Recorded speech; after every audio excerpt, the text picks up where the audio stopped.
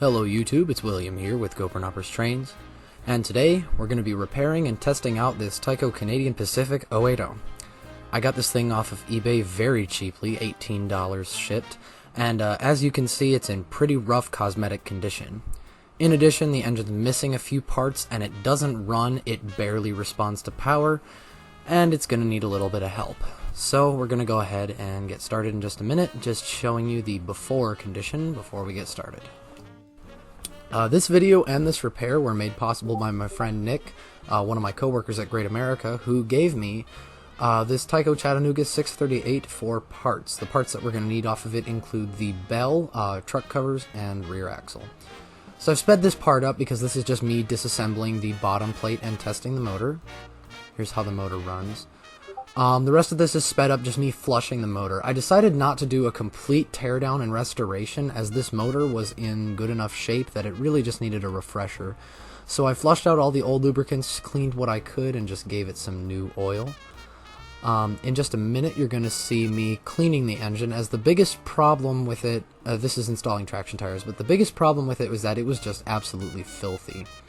Here I am removing the shell, and here's what it looks like before cleaning. This thing also did smell of cigarette smoke and storage dust pretty badly. The worst part was definitely the coal bunker. I wasn't able to get it 100% clean, but here's the after.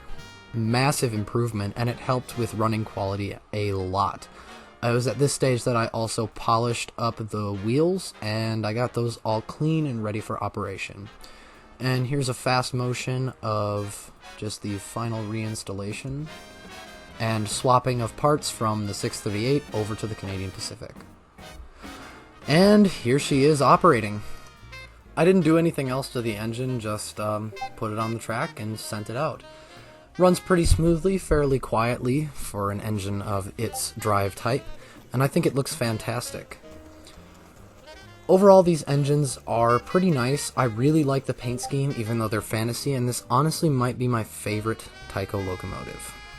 Now just note that this was more a repair than a restoration, because I didn't actually strip it down to the frame or really clean it out or anything. I just made it to run. Could it be made to run better? Probably, with a full teardown.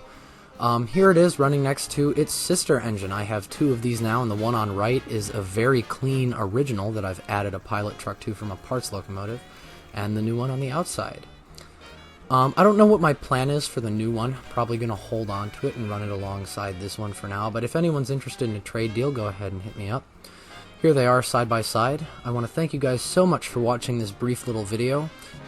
Please rate, comment, and subscribe, and I will see you guys next time.